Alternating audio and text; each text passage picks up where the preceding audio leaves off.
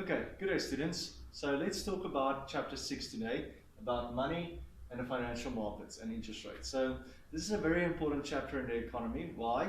Because money is central to the economy. Money is always part of every choice we make, every decision we make in the economy. Any business transaction has money in it. So someone once said that money is the railway on which the economic train runs. Okay, so money is very important to the economy, its transition, its movements, and how it works and how it's growing or not growing. Okay, so it's important to understand money when you want to understand the economy. So this chapter is entirely based on what is money and how it works in the economy. So what I'm going to do today is I'm going to show you exactly what is money firstly, and I'm going to show you how do we use money in terms of the economy and how much money is there in the economy. And then later on I'm going to talk just quickly about the central bank and what they do and how they control the money in the economy, because they are the main authority that can create money in the economy. But I'll show you it's more complicated than just printing money in a machine. It's a lot more about reserves and so on, and how they create money in the system and how they control banks to make confined decisions. Okay, so money is what money does. It's sort of the first section. Money is what money does. So money has three functions. Firstly, it's a medium of exchange, a store of value, and it's a unit of account. So medium of exchange, you can use money to buy stuff. Okay, so you can take your money and you can buy something. Okay, store of value, it has value. So if a 20 Rand is valued today, it's 20 Rand valued tomorrow. So the store of value, medium of exchange just means you can take your money and buy a cell phone or buy a laptop and so on. And in unit of account, we can measure everything we see in terms of money. Chairs, desks, windows, clocks, everything that I see now in front of me, I can put a numerical value to it, and money, Rand terms. Okay, so that is money. The three functions, if it satisfies these three functions, it can be money. So in a class I explained to you that why do we use paper money? So why in my wallet, see if I have some cash. Unfortunately I don't have any cash. Okay, but why do we have money? Why do we use paper money? So why is there something called paper money, and why do we have a 20 Rand, a 10 Rand, and so on? So let's just think about it. What's the cost to produce money? What's the cost of producing a 10 Rand note? Probably 10 cents, okay? 10 cents, 1 Rand on mass production. You can produce a 10 Rand with the paper and the color and the ink for 1 Rand, okay? But what's a 10 Rand worth? 10 Rand, okay? So that's what we call sonnerage, is where the face value of money is 1 Rand, the value it has, but it's actually valued at 10 Rand, okay? So let's talk about, because the only reason why paper was seen as the best medium for money was because of one thing. It was light and easy to use, okay? That's the only reason why we have paper and not wallets as money. If I can say, listen, let's take wallets as money, then it will be more difficult to transport. Where paper is lightweighted and it's easy to print on and it's easy to redistribute. Okay, so that's the only reason why we have paper on money. But I don't want to talk about a history of money. You all know it. It's barter, then it went to gold standard, then it went to fiat money. But I want to stop at fiat money because everything transgressed or progressed from the gold standard to fiat money.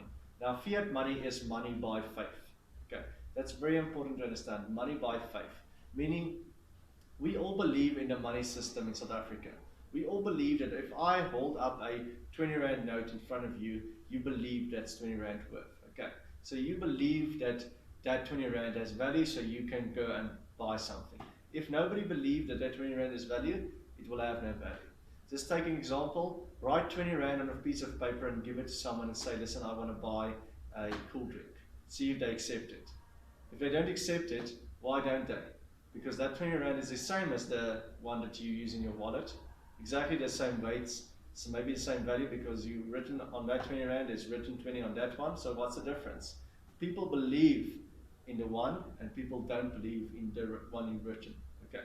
So because everybody accepts it and believes in the 20 Rand note, that's why it has value. So that's money by faith, and very important. Okay, so after I've explained that, I want to quickly go into how money is created. So this is very important because this is why we moved away from the gold standard and how credit actually led to more money creation in the economy. And that's also the 80-20% ratio, which I talked about, is where if you have 40,000 Rand in your bank account at the moment, let's say you earn 40,000, so you have 40,000 Rand in your bank account, okay? So do you believe that ABSA has 40,000 bags worth of money in their safe for you? No, they probably just have 6,000 Rand or even less, okay? And that's the 80-20% rule.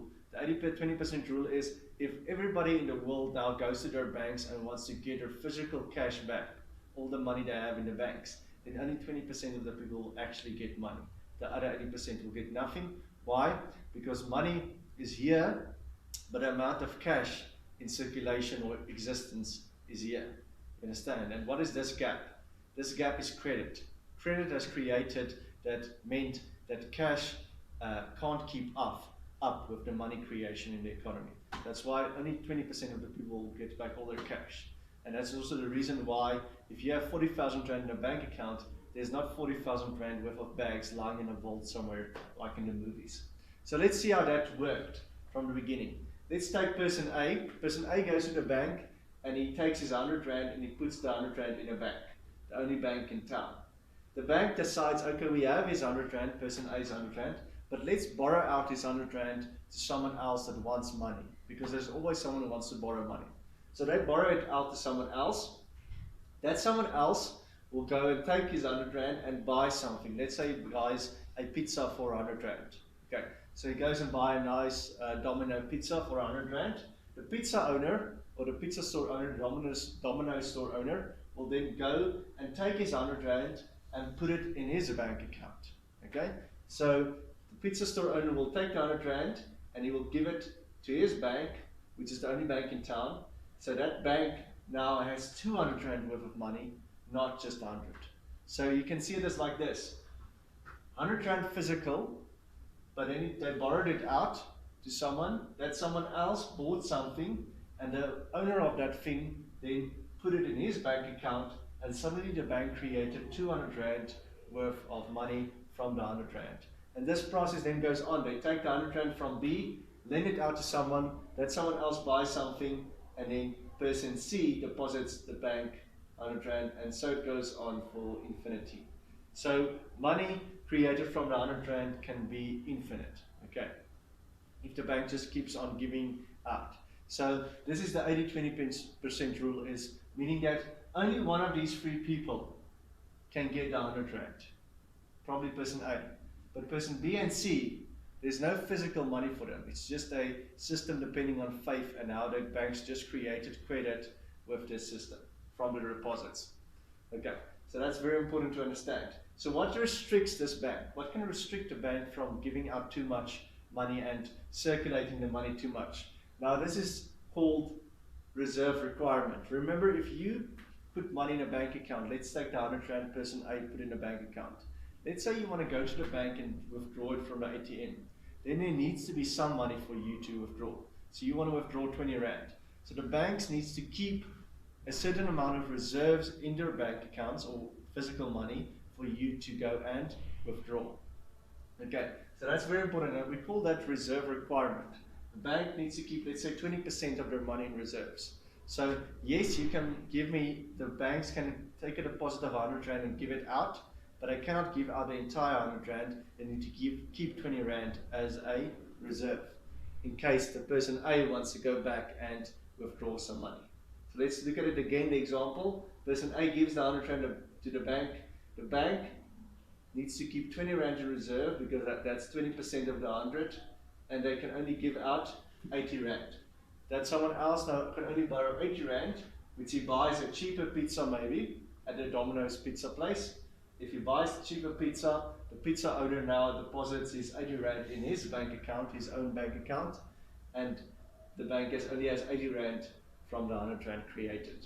Then they can take the 80 Rand and borrow that out, but no, not the entire amount. They need to keep some of that in reserve for the pizza owner. So they need to keep 16 Rand in reserve, and because the pizza owner might come and withdraw some of his 80 Rand, the person B, and then they can only borrow out 64 Rand. And that 64 Rand will then be used to buy something else, which is then deposited back into the bank for 64 Rand, and so it goes on up until all of the money, as you can see, is a decreasing trend here. So it decreases up until 0, and thus only 500 Rand is created from the 100 Rand deposit. Okay, so that's how you can find the infinite. So you can make sure that the 100 Rand only created 500 Rand in a bank. And that's what we call the money multiplier. How many times your 100 Rand deposit multiplies in the economy to create money for someone else. And we can even have a formula here that you can go through. So money is more important than just notes and coins. Again, like I said, the notes and coins are here, the money is actually here. There's a gap here. There's not the amount of notes and coins aren't the same as the amount of money in circulation, because money is now credit. Okay, so that's why the 80-20% rule applies here. So let's go to all deposits are money. So everything you receive in your bank account are seen as money. When you borrow money, the bank deposits that money into your bank account, so credit creates also money. It's also money. So let's talk about this. If you borrow money from Absa, and you borrow, let's say, 50,000 Rand from Absa to buy a car, then what do they do with that 50,000 Rand? They put it in your bank account, and that creates a deposit. Okay. In the previous example, I showed you how a deposit creates loans, but in the true world, or in reality, loans create deposits. Meaning that if I loan money for myself, then the bank puts that money in my bank account, which is then seen as a deposit. Okay, very important. So the loans, the amount of loans we extend creates the amount of money in the economy. Things get stranger still, and that's exactly what I just showed you. Banks Banks don't need deposits to make loans. They can just extend loans as much as they want. Banks extend credit by simply creating your account with a certain number. That's very important. The amount of money in your account is not like the bags, the 40,000 Rand bags in the vault. It's just someone sitting by their computer typing in 40,000 Rand in Lerato's account, 40,000 Rand in Tebogo's account. Okay, so that's exactly what the banks do. They just enter the number in your account. And then because you believe in the banks and the system and money, you believe you have 40,000 Rand of cash. Even if you know you don't probably have 40,000 Rand bags worth of cash in the bank. So that's very important. It's a system based on faith. We call it fiat money. So what stops the banks from just extending loans to everyone and just extending loans as much as possible? There's only two things that can stop them, or actually one. The demand for loans. Us as people, we demand loans and the banks will extend it. If we don't demand loans, the banks won't extend loans. Okay, so the banks can only create as much money as what the economy wants to create, or the people in the economy wants. If we want more money, the bank will create it for us. You've never went to a bank where they probably won't give you a loan. If they feel you're creditworthy, they will give you a loan as much as possible because they want to make money. Okay. So we are the ones who decides how much loans there are in the economy, and thus we're indirectly deciding how much money is there in the economy. And they decide these are all the factors they need to consider when they give out loans, but the main one is the demand for loans needs to be increasing or happening. So let's take an actual process. Look at this. Lerato wants a student loan. She wants to pay off her student debt, so she wants a student loan, she wants to study. So she has a demand for a loan. The bank thinks he's good enough and has enough capital to do this, so it credits her account with 30,000 Rand. Again, he doesn't have 30,000 Rand worth of bags, just puts a number, 30,000 Rand in Lerato's account. The loan just created a deposit because the money is now deposited into her account. The bank needs to keep 10% of reserves. Where do they get as 10% of reserves? Normally they don't take it from the 30,000 Rand, they just take it. They just find it from the Reserve Bank. So they don't get a 10% from other deposits that they keep. They actually just go and borrow it from the Reserve Bank. And this is another place where the Reserve Bank now has power over the commercial banks, because if the commercial banks borrow from the Reserve Bank can charge them a certain interest, which we call repo rate. And if this rate increases, the banks can borrow less and so it confines the economy or confines the money creation. Okay, like I said, I'm skipping this section for you. Okay, so that is the first section on chapter 6, understanding how money is created, what is money. So it's a very complex process, but please go to the chapter and read through it if you can't understand the video completely. But it's a very interesting chapter, and it's different than what most textbooks let you study. Normally it's only the history of money, but here it actually shows you how it happens in reality, because this is a reality chapter. It's something that's actually happening in reality. Okay, so it opens your mind, but it opens your mind to what's actually happening in the money creation system. Okay. Okay, so let's just quickly go through this these sections. I showed you the graph in the class. I'm just going to do one review just to refresh your memory. Now again, we talk about quantity of credit and we talk about interest rates. Remember what interest rate is? It's the cost of money. Again, if you borrow from your parents, you probably won't be charged interest, but if you borrow from a bank, they charge you interest. Why? Because your parents trust you, the bank doesn't trust you. Okay, that's the reason why we have interest, because of trust issues, but it is a choice. You can, when interest rates are happening or as a certain rate, it's good for someone and bad for someone else. So let's say interest rates are increasing, then it's good for the people who have deposits because you earn interest on your deposits, but it's bad for the people who wants to get loans and invest money because they need to pay higher interest rates. Okay. So interest rate is the cost of money, cost of having money and the cost of borrowing money. Okay. Or return of having money in your bank accounts, and it's a cost of borrowing money. Okay. So let's take this, the supply and demand for money in the economy and how that works, or supply and demand for credit. Okay. So let's take the supply of credit first. A bank will, if your interest rates are here, a bank will give out as much credit as they possibly can. So this is the amount of credit, this is the interest rate. So at a set interest rate, they will give out as much credit as they can. So they will give out as much credit as they can, up until they hit their limit, their physical limit that a capital gives to them. Okay, so the limit allowed by the capital, and you draw that line. So that is the supply of credit. So they will give out any amount of credit. What is the actual amount of credit in this example? Because there's a lot of different amounts it can be. But what is the actual amount of credit in the economy? Who determines that? Like I said, the people, us as the people, we determine how much credit is demanded in the economy. So you can draw in your demand for credit line, and it shows you this, and that will be then be the amount of credit. Where supply and demand meets, that's your equilibrium amount. Okay, so that's the amount of credit in the economy. So the banks won't oversupply credit. Just think about a business. You don't produce 1,000 phones if there's only 300 buyers. Then there's 700 phones that are just lying around in a factory somewhere. If there's only 500 or 300 buyers of phones, how many phones do you produce? 300. Okay. Exactly the same with loans. You don't extend more loans than what is demanded by the people. So the people decide how much credit is there in the economy. And that's the market.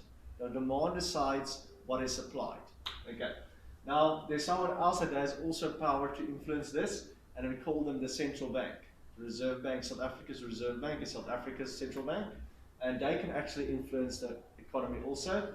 Why? Because they can change this rate. The Reserve Bank can change the interest rate. Okay. So, firstly, if your demand changes, we'll do an example now, but the other one that can change everything is the Reserve Bank, because they can change the interest rate. How can I change the interest rate? Okay, so remember, commercial banks need to borrow money from the Reserve Bank. The Reserve Bank charges them based on a repo rate, which they set. Now, if the Reserve Bank increases that repo rate, it means the commercial banks have to pay more payments for those loans. So what will they do to the people they give out money for?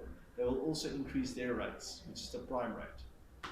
Okay, so if the repo rate increases, the prime rate also increases, which makes loans more expensive. And we call that a restrictive monetary policy, just for in case. Okay. And that is exactly how the Reserve Bank controls the actual process here. And this is exactly what these slides explain. And it just shows you how the repo rate, which is set by the Reserve Banks, actually influence the prime rate. Okay. this is quickly do an example. Like I said, a case study questions. I ask you this question, you have higher income. So explain to me what is happening on this graph with higher income. Higher income, if people have more money or the higher income, then they will demand more credit. Why? Because if you get more money as a business or as a person, you probably want to go out and buy a house, buy a new car, and you need credit for that because you can't pay cash for a house. So you go and demand more credit if you get more money, and thus you increase your demand for credit, which increases the quantity of credit in the economy. Okay, you can go through this, but it just shows you the shift of a demand for credit. Okay, again, this is how the higher repo rate can change the economy. So if you have a higher repo rate, let's say the Reserve Bank increases the repo rate. If they increase the repo rate, then the interest rates should increase, so this line should shift upwards. So if you shift that line upwards, then your new point of equilibrium is here, which shows you the quantity of credit has decreased. And something very simplistic. Why do I say quantity of credit decreases from C1 to C2? Why, if I go to this side, it's decreasing, and if I go to this side, it's increasing? Because here is always 0. So if this is 0 on a timeline, then this is more than this one. Understand? So if I'm here on 1,000, then I decrease to 800 because I'm moving closer to 0. Remember that, because this is very important for you in the future, is to know when you have these type of diagrams, which is the only diagrams we're going to draw in this course, you need to know that this is always 0. So if you move from this point to this one, you're decreasing. And if you move from this point downwards, you're also decreasing because you're moving closer to the 0. And it's especially fun to use, or not fun to use, but it's especially nice to use for this section also, because now you can say demand for credit has increased in our previous example, and what should happen to the line? It should shift away from 0 because it's increasing, meaning it's shifting away from 0, and that's why it's shifting to the right hand side, okay, or to the increasing side. Okay, so that's just a quick example on that. You can go through these examples. This is the last section I want to cover. Reserve Bank. Remember, I said the Reserve Bank is the one that controls the amount of money in the economy. How do they do that? They control the amount of reserves that commercial banks can borrow from them and the rate at which they need to pay for that. So that's how they have control over commercial banks. They have some very important goals they need to achieve. They want to protect the buying power of the rand. They also need to regulate banks, which they did in the financial crisis. And after the financial crisis, even more. They need to avoid bank runs. So they need to make sure people keep faith in the system and make people believe the Reserve Bank has power. Okay, independence. RAL is a Reserve Bank independent from the government. Just quickly on independence, how is the Reserve Bank independent from the government? Okay, there's two types of independence. You have goal independence and instrument independence. If you have goal independence, the Reserve Bank can set the government or the inflation rate, but with instrument independence they can't. So what's South Africa's case?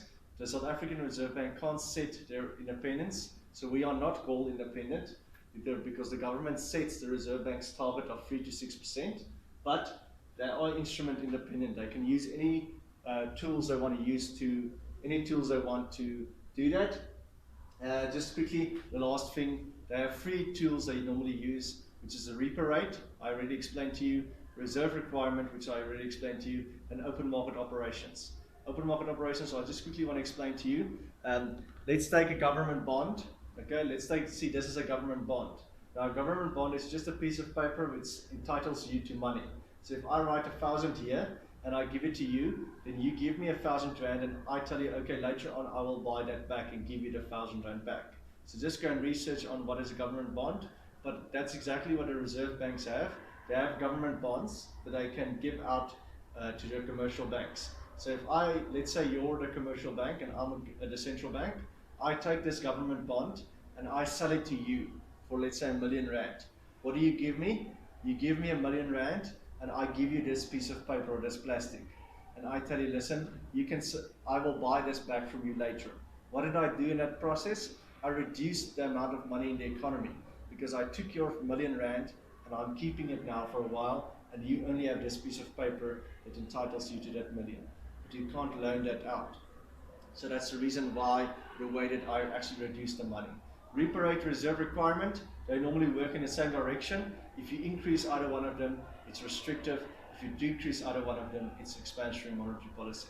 Okay, so that is everything. Just to conclude, you can leave out that section, just read through your slides. So money is a social fact. You need to believe in it. The financial system is social reality.